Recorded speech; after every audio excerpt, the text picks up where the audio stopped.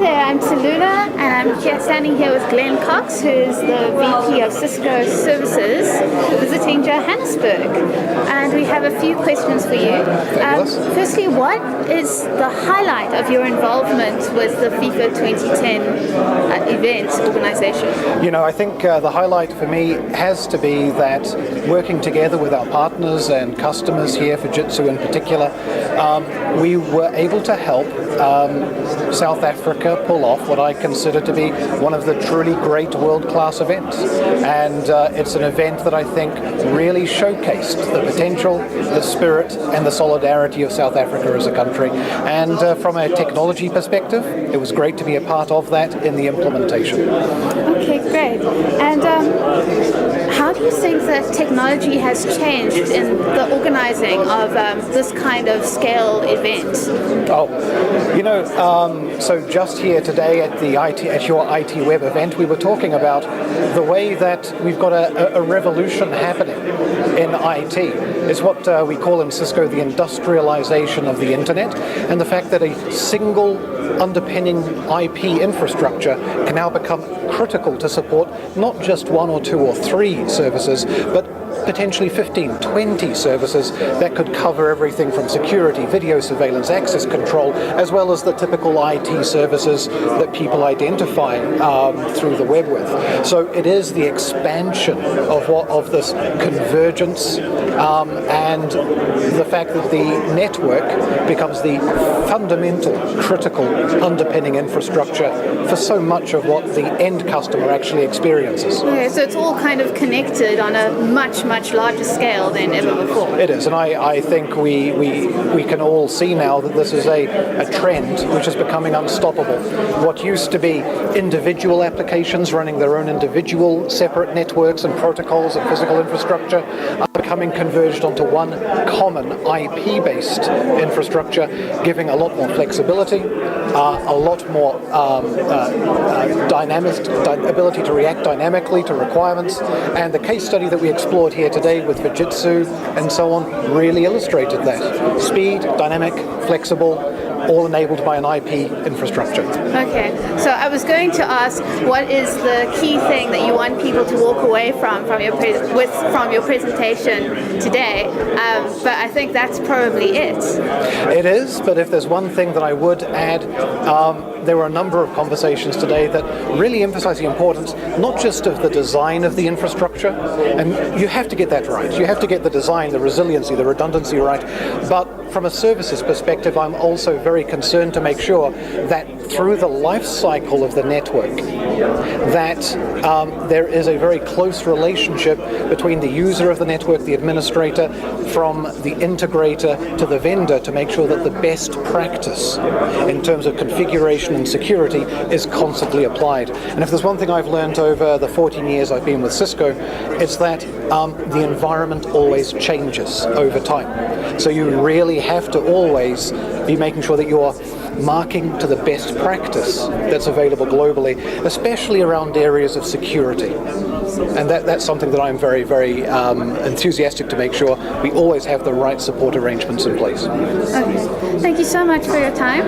And thank you very much. It was a great event. Thank you. Thank you. Hi, I'm standing here with Donovan Titus from Fujitsu Key Accounts Manager, working for the 2010 Stadium. I'd like to ask you a few questions, if that's all right. No, not a problem. Okay, so firstly, how do you think technology has improved your ability to put on events of this nature? Well, I think if you look at the progress in technology, it's actually made a drastic improvement. I mean, if you look at in terms of information sharing, we were able to transmit much more information compared to previous generation of technology. And the size of equipment, they're continuously shrinking and shrinking, but being able to offer more. And if you look at it typically with newer projects, you know, there's always a requirement to give IT or technology as little as possible space. And with ever developing technology, you know, we were able to nicely fit with the product sets and the technology we propose into those requirements. Okay, do you think that the technology that has been seen in the 2010 soccer stadiums will trickle down to other areas of South African life now? I think it will most definitely. The key thing is more people are starting to realize that building projects that are sustainable, it's much more important than just buying for today. Because if you look at the typical life of a stadium, it's 10 to 20 years.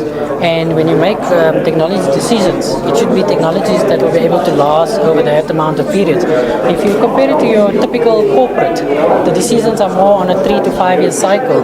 So even though those factors are important, they're not really on top of the agenda. But more and more, as people are starting to see the benefits of the bigger projects, they're starting to deploy those type of technology much more into day-to-day life, and they will quicker see the returns by using the right technology partner.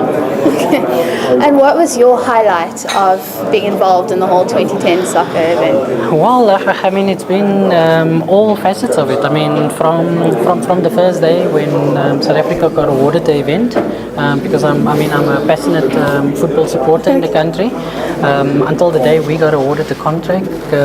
Every day and every night, as you go to the stadium, you can see just the progress just in terms of a couple of days, how much progress has been made in the environment. And then the opening, when it's time to sit a little bit back, relax, and see all the hard work that happened over the last 24 months. And then when it came to the closing, when everything came down and we were able to run onto the field after the event and just say, thanks, well done, it's all done. I'm sure it's quite rewarding. Yeah, and satisfying. Yeah. So what is the one thing that you want people to walk away with from today's presentation? Well, basically from today is